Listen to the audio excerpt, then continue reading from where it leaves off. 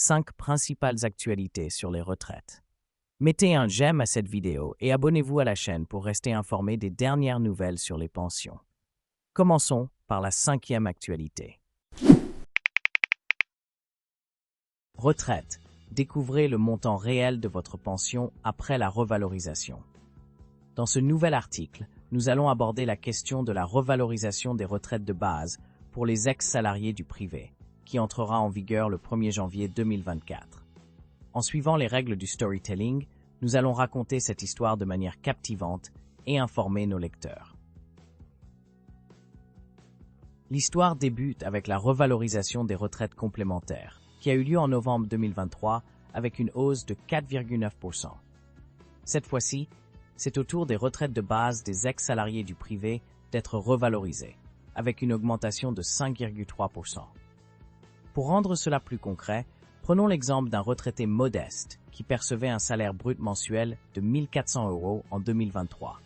Grâce à la revalorisation, sa pension sera désormais de 1 470 €. Cette augmentation se répartit en une augmentation de 50 € pour la retraite de base et de 20 € pour la retraite complémentaire. Les bénéficiaires d'une pension de 2 800 € l'année précédente recevront un bonus de 140 €, tandis que les privilégiés touchant 4 800 € verront leur pension dépasser les 5 000 €. Malheureusement, cette augmentation ne se traduit pas par un gain de pouvoir d'achat pour les retraités. En effet, l'inflation a été plus forte que cette augmentation, ce qui signifie qu'ils n'ont en réalité rien gagné. Emmanuel Grimaud, président de Maximise Retraite, souligne que cette revalorisation ne représente pas une réelle amélioration du pouvoir d'achat pour les retraités. Il explique que si l'on considère un indice de 100 en 2020, un produit qui valait 100 en moyenne vaudrait 112,7 fin 2023, alors que la pension de retraite ne serait que de 113,2. Autrement dit, il s'agit d'une différence insignifiante. Cette année, les revalorisations des pensions sont moins importantes que les années précédentes.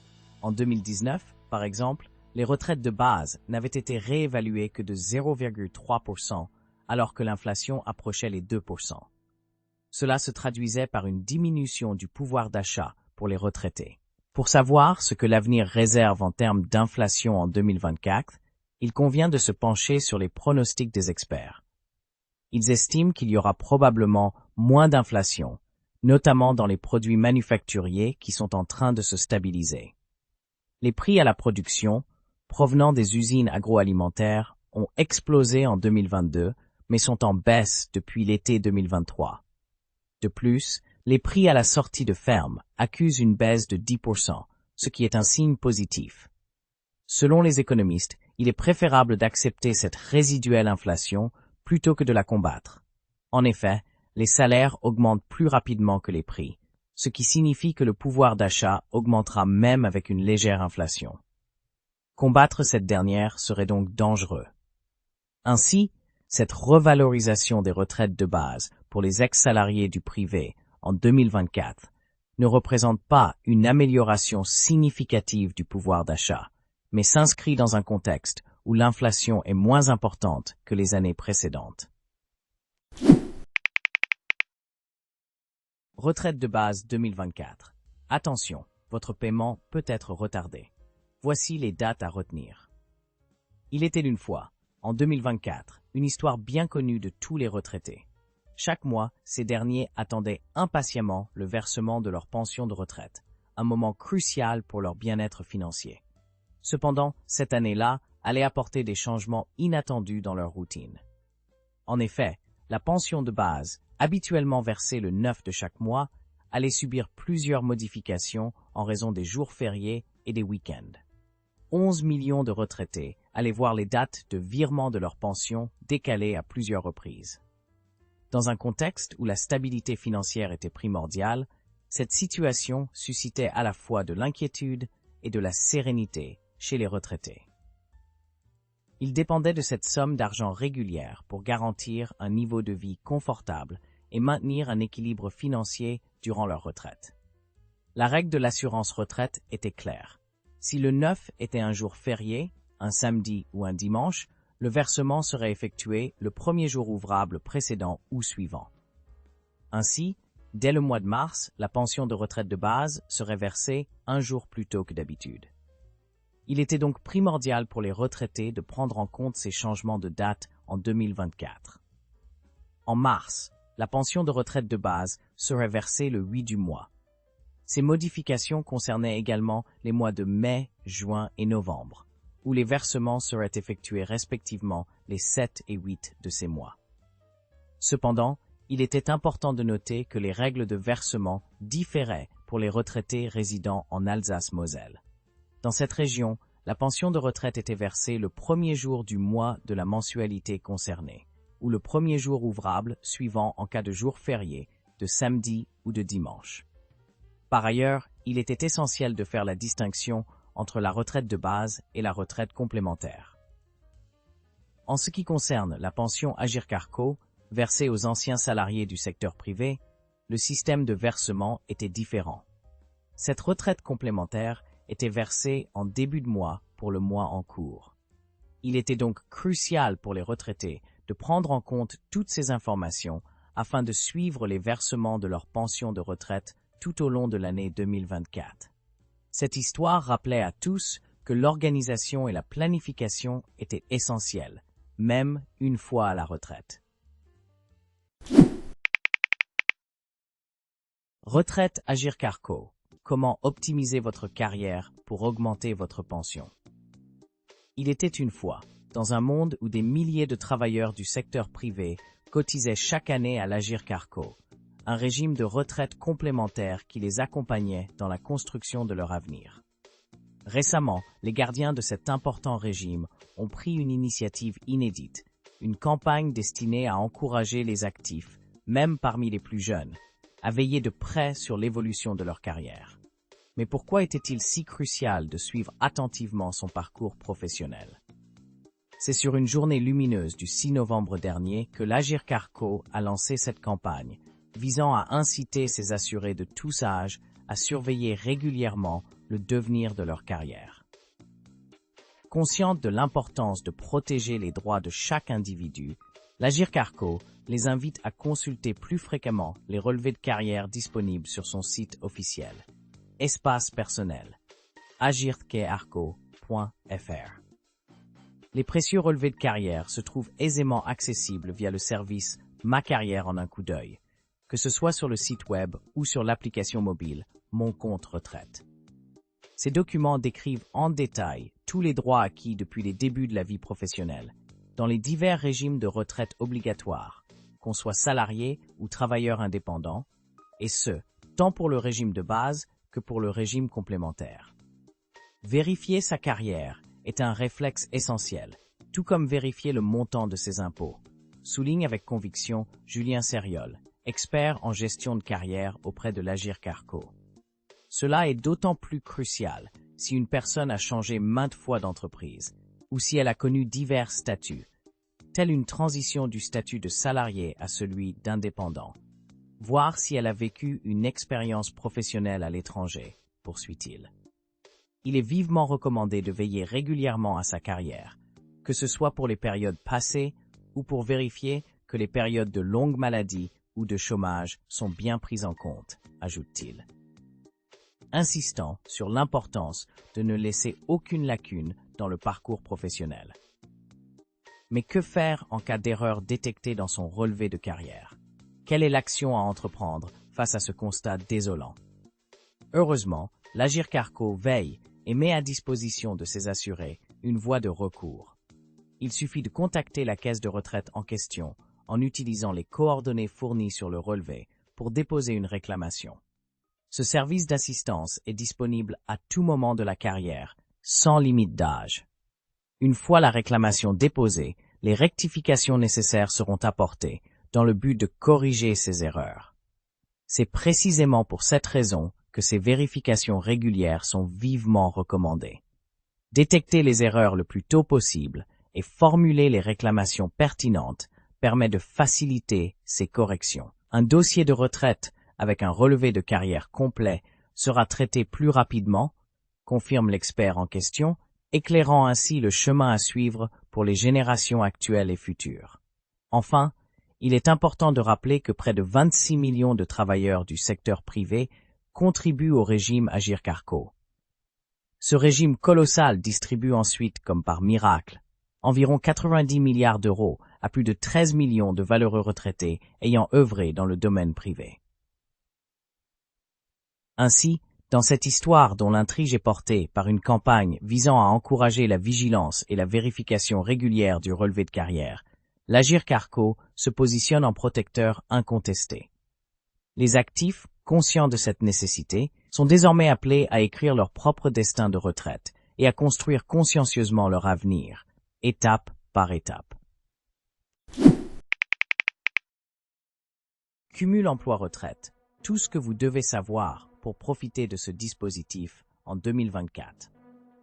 Il était une fois, en ce début de janvier 2024, où le dispositif de cumul emploi-retraite offrait de nouvelles opportunités.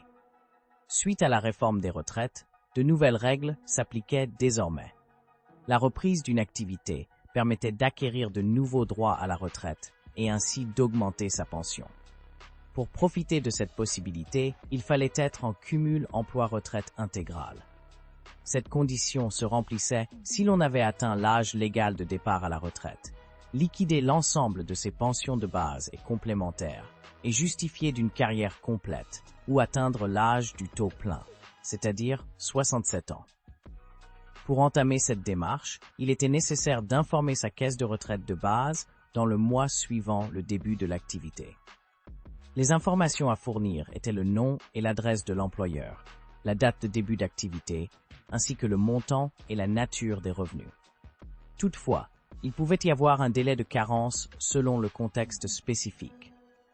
Lors de l'arrêt définitif de l'activité professionnelle, la nouvelle pension de retraite était calculée, liquidée et accordée dans les mêmes conditions que la première. Pour bénéficier de cette pension, la demande devait être faite en remplissant un formulaire en ligne.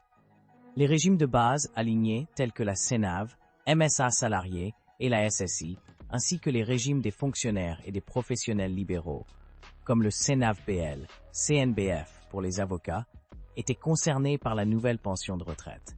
Les autres régimes, notamment les complémentaires, ne permettaient pas d'obtenir de nouveaux droits à la retraite, ni de compléments de pension.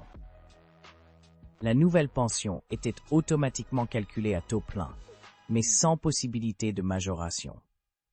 Il n'y avait pas de plafond de revenus à respecter pour bénéficier de ce dispositif. Pour les salariés, le calcul de la seconde pension se basait sur le salaire mensuel moyen correspondant aux cotisations versées pendant la période de cumul emploi-retraite intégrale. Les salaires de la dernière année étaient pris en compte, même si elle était incomplète. Quant aux travailleurs indépendants, le salaire servant de base au calcul de la seconde pension était le revenu annuel de l'année où la nouvelle pension prenait effet. Cependant, il existait un plafond pour cette nouvelle pension. Son montant annuel brut ne pouvait pas dépasser 5% du plafond annuel de la sécurité sociale dans chaque régime. En 2024, cela correspondait à 2318,40 € par an ou 193,20 € par mois. Tandis qu'en 2023, c'était 2189,60 € par an et 183,30 € par mois. Enfin, pour valider un trimestre de retraite dans le régime général, il fallait avoir perçu au moins 1690,50 € brut en 2023, équivalent à 150 heures ex-SMIC horaire brut au 1er janvier 2023. Pour valider 4 trimestres, le revenu annuel minimum requis était de 6 762 €. Retraite anticipée pour inaptitude au travail. Les conditions et les démarches à suivre. Il était une fois des retraités qui souhaitaient prendre leur retraite à l'âge légal, mais certains d'entre eux étaient malheureusement obligés de le faire plus tôt en raison de problèmes de santé.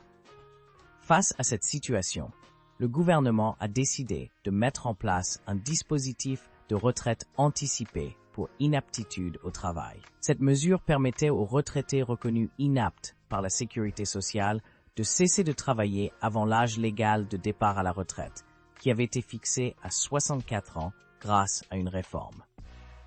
Malgré l'entrée en vigueur de la réforme des retraites, la possibilité de départ à l'âge de 62 ans a été maintenue pour les personnes inaptes.